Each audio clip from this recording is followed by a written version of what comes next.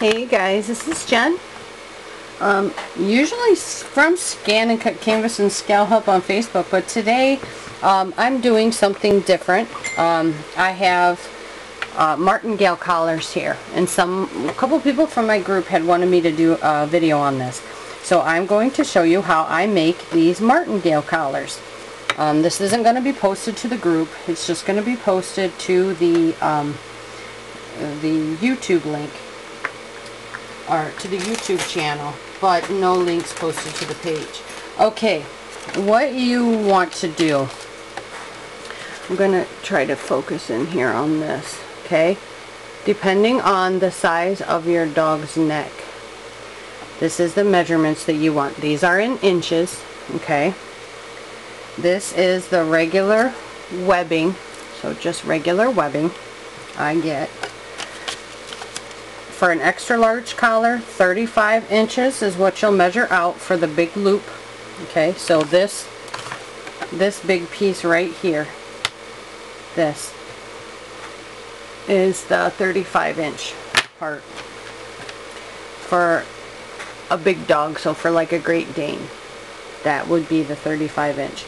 Then the 12-inch piece, this goes on the little loop. So this piece right here is the 12-inch piece. Okay, so that's what that means. So there's the measurements that you'll need.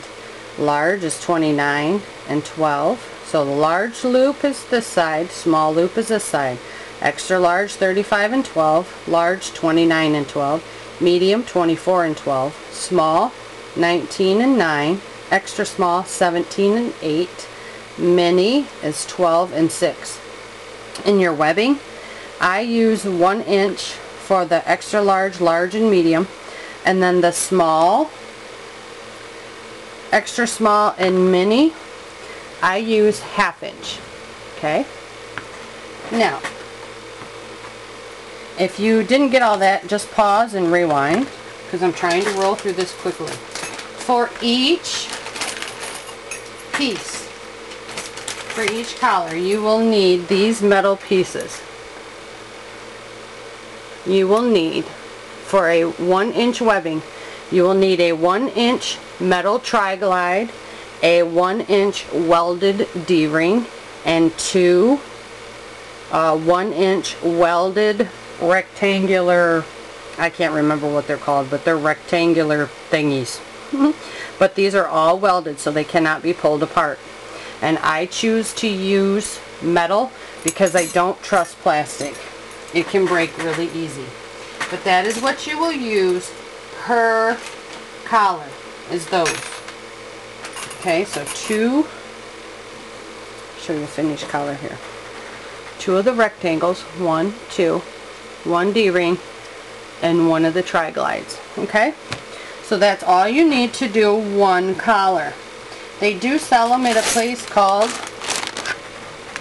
Country Brook Designs. You can get all of them there and make a whole bunch of them.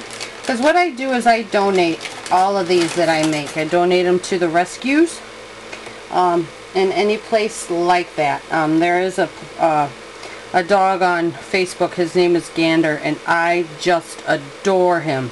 They do a lot of work for vets. So I will be making a whole bunch of these and sending them to them. Alright, so the first thing you want to do, hopefully you can see this. Hang on, let me adjust this doohickey.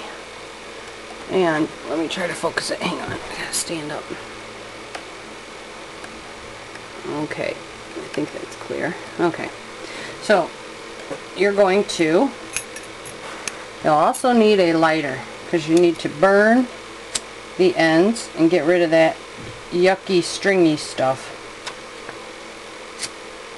So just melt the ends. Don't touch them. I don't ever touch the ends. I'll squish it down with the metal piece of the lighter like that. Don't touch it on the plastic piece of the lighter, because you can actually melt it and explode it, and you don't want to do that. You don't want to hurt yourself. Okay. Cools pretty quickly. So then put the metal, both metal rectangle pieces onto there. Then you're going to fold it like this, so that about 3 inches of it overhang. Just like that. Okay, so about 3 inches overhang. Now, you're going to come in, I'm going to flip it around a little bit here, get these rectangles on the other side. I'm going to flip it around, and then I'm going to sew this piece. I'm going to turn my little sewing machine on, and I have in some color coordinated,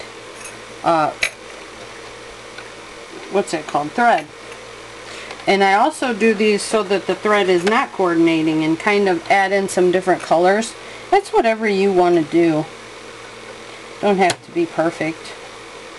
And then you sew, and I sew it from the inside because you're going to flip these over. So the inside thread is going to be what's showing.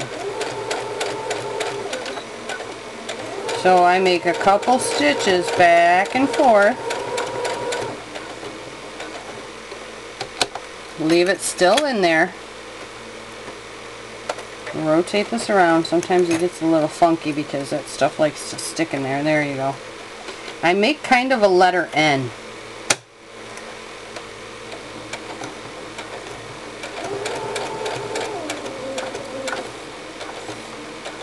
To me, speed is not important. It's precision. I'd much rather have pretty stitches than fast stitches. Okay, flip it and spin it again. And make sure your stuff is equal and even. I don't like crooked either. I scare myself to death sometimes when I get a little too much juice on that foot pedal and that sucker takes off about 90 miles an hour. Oh, good God. Give myself a heart attack.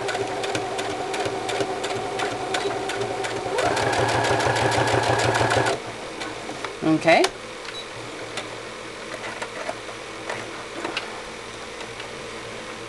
And of course I lose my scissors. I never remember where I placed my scissors.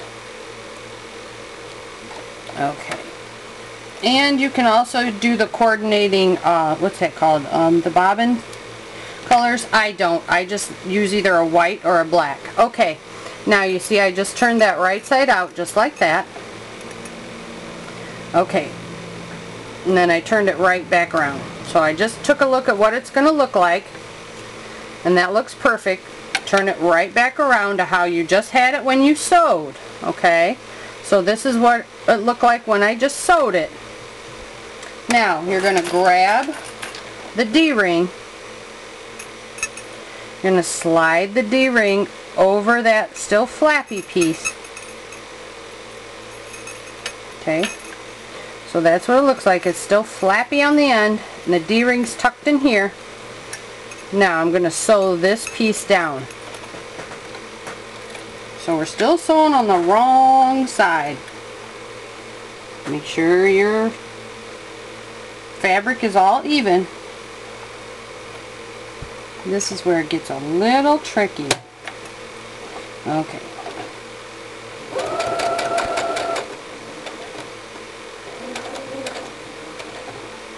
Okay. Back it up.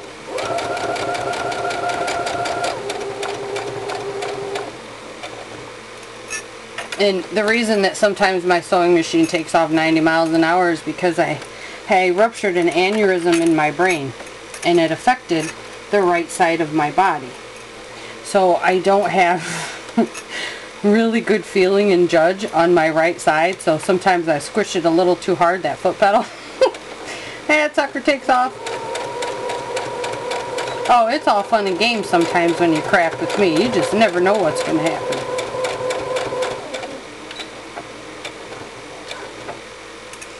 Okay, so I'm making the end, making a really good stitch. You can kind of create whatever type of solid stitch that you want. That's kind of create kind of like a box. So if you want to do an X, an N, whatever it is that you... Oh, stop! Gotta get that D-ring out of there.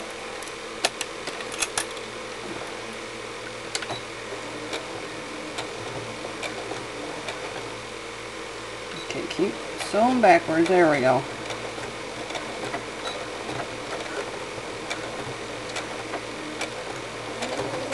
but whatever you want that's going to make a nice solid stitch. Pretty much a tear-proof stitch. Because you don't want those doggies ripping through your stitch work.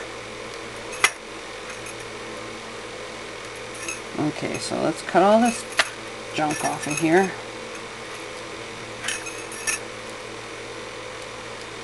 Alright, and now we're going to turn it. Oh, there we go. So now, this is where the doggie's going to be hooked to. And it's got a nice kind of, can move back and forth a little bit, but not too much. Now, these two pieces are going to come up like this. Okay, so there's our first loop already made for us. So we're going to set that down. Now, we're going to take, this is a size medium, so this one should be 24 inches. Yes, it is. We're going to burn the ends.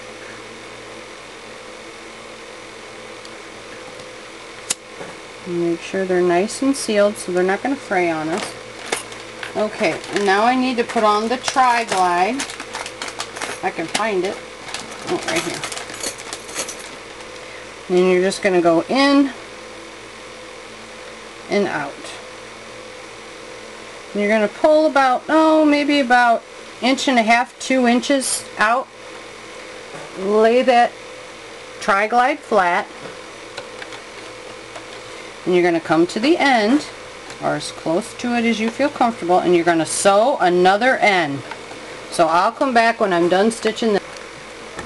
Oops. Okay. So this is now stitched and it's firmly attached. I'm going to bring up our little loop we have made up. I'm going to come in from the back side, up, pull that around like that, okay? Then I'm going to come up through that tri-glide and back down through that tri-glide. So it looks like that. Okay. So let's go through that again. Let's go through that loop. Hopefully you can see this. Sorry, let me make sure. Okay. Let's go through this again. So, here's the little loop. Here's the tri-glide. Okay, see how it's positioned. So now I'm going to take my material up through here, maybe. I wish I had octopus arms. Minus the suckers, those are gross.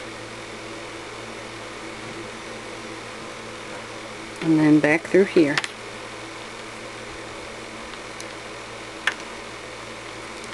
Dun dun dun! Okay, so now that's what we have. Okay, like that.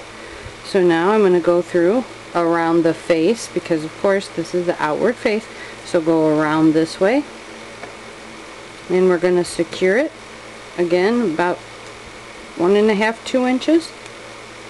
We're going to secure it with another end stitch, and this one will be made. So I'm going to start stitching it and then I will come back, but I think I'm going to burn this a little bit more. It doesn't seem like it got really fried that good. If it feels really soft and squishy, give it a good burn, because it's going to start letting loose. You want it kind of crunchy. Okay, so I'm going to stitch this, just make the end, and then I'll come back. Okay, and here it is. It's all finished and done. So now to adjust it, all you do is pull here,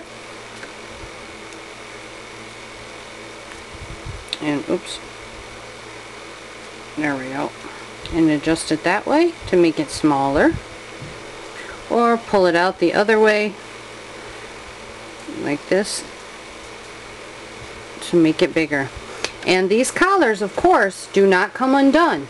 This right here is the way that it keeps your dog from slipping its leash. And these are like the #1 vet recommended collars. that helps with dogs that pull.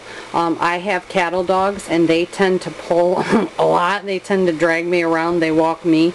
But I swear by these collars. I love them. They're really good for my dog. So if you want to make your very own, I got to clean up this edge too. But that's how you do it. Really simple.